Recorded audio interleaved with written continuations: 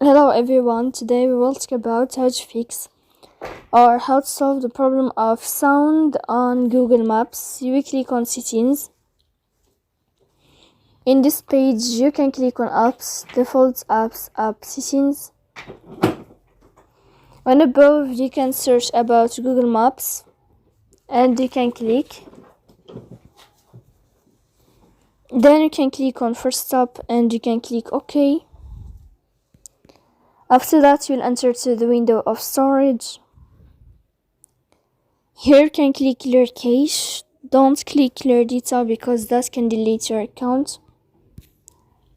In the end you can turn off your phone and you can turn on your phone again to fix that problem.